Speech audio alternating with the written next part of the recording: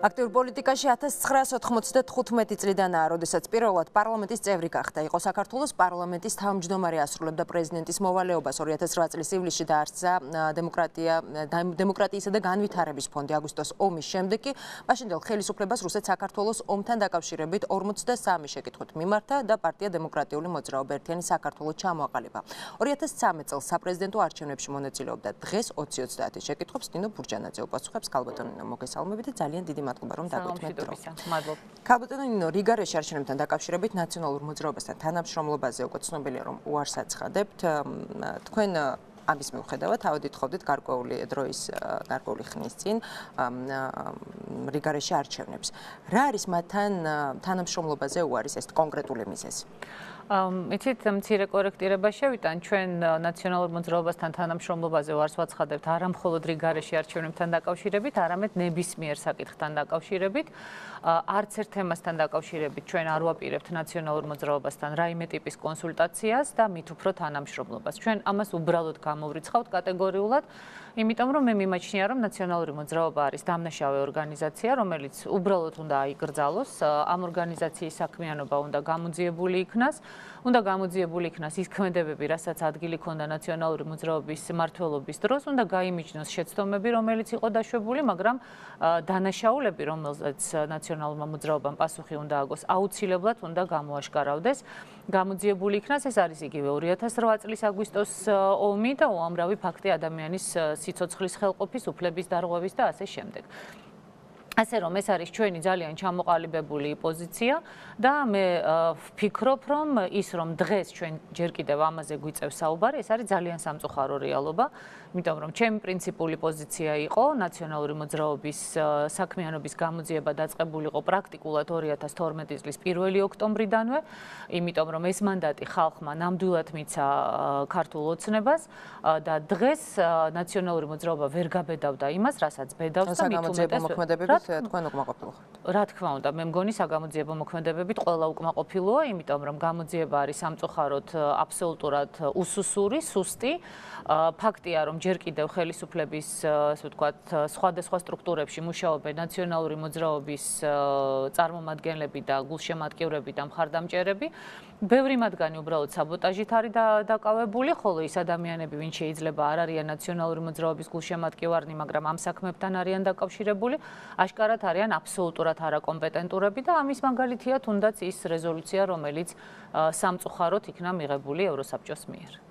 ქალბატონო, აცხადებთ, რომ ნაციონალურ მოძრაობასთან თანამშრომლობას არც ერთ ეტაპზე არ გეგმავთ, თუმცა თქვენ ამავდროულად ხართ იმ ჯგუფის წევრი, ინტერპარტიულ ჯგუფს გულისხმობ, რომელიც მაჟორიტარული სისტემის გასაუქმებლად ამბობს, რომ ნებისმიერ პოლიტიკურ ძალასთან არის მზად ითანამშრომლოს. იმ შემთხვევაში, თუ ინტერპარტიული ჯგუფის წარმომადგენლები დათანხმდებიან ნაციონალურ მოძრაობასთან თანამშრომლობას, საინტერესო თქვენი პოზიცია ან ქმედება როგორი იქნება? არა, ეს მათი უფლებაა, ჯერ ერთი ხა მასე შეიძლება ითქვას, რომ ნაციონალური მოძრაობა იმ ჯგუფის წევრი, სადაც ჩვენა ვართ, იმიტომ რომ ეს თავიდან ასე ვთქვათ, ჩვენი ინიციატივა იყო ამ ჯგუფის შექმნა და ახლა სამწუხაროდ ნაციონალური მოძრაობა არის იმავე ქვეყნის შვილები და წარმომადგენლები, რომელი ქვეყნის შვილებიც ჩვენა ვართ, ხო? ახლა ნაციონალური მოძრაობის გამო ვერ გადავსახლდებით საქართველოდან, ბუნებრივია და ყველაფერზე ვარს ვერ ვიტყვით.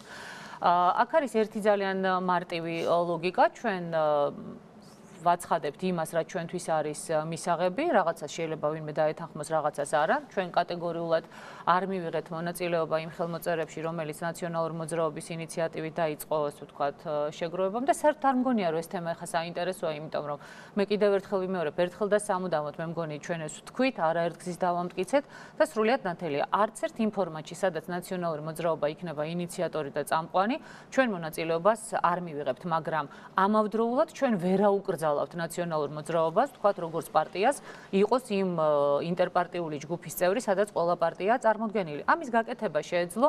ეხლა მე დღეს ისეთ სტუდიაში ვარ, სტუმრად ვცდილობ, რომ ძალიან კორექტული ვიყო, ხო, მაგრამ მეორეს მხრივ მოყვარეს პირში უნდა უძრახო და უნდა თქვა ის, რაც მართლაც გაწუხებს, იმიტომ რომ მეც ვიყავი ის ადამიანი, რომელიც ხმასაც ვაძლევდი ქართულ ოცნებას, გულშემატკივრობდი და ძალიან დიდი იმედით შევყურებდი. ნაციონალური მოძრაობა დღეს გულშემატკივრობ როგორც ქვეყნის ხელისუფლებაში მყოფ ძალას, იმიტომ რომ არ მინდა რომ შეცდომა დაუშვას, არ მინდა რომ ესე ვთქვათ რამე არასწორი ნაბიჯი გადადგას, იმიტომ რომ ეს ჩემს ქვეყანას დააზარალებს, მაგრამ როგორც პოლიტიკურ ძალას ნამდვილად არ გულშემატკივრობ, ეს აბსოლუტურად ბუნებრივიც არის. ქართულ ოცნებას უნდა უზრუნველეყო ის, რომ ნაციონალური მოძრაობა ვერ ყოფილიყო ამ ტიპის პარტიული გაერთიანებების და ჯგუფების წევრი. აი თუ ქართული ოცნება მოახერხებდა იმას, რასაც პირდებოდა ხალხს, რომ კოჰაბიტაციის ნაცვლად ნაციონალურ მოძრაობას საერთოდ აკრძალავდა როგორც პარტიას და განსასჯელის სკამზე დასვამდა იმ ადამიანებს, ვისაც ეს ეკუთვნოდა, მაშინ ეს კითხვები საერთოდ არ დაისმებოდა და დღეს გაცილებით უკეთეს მდგომარეობაში იქნებოდა ქართული ოცნებაც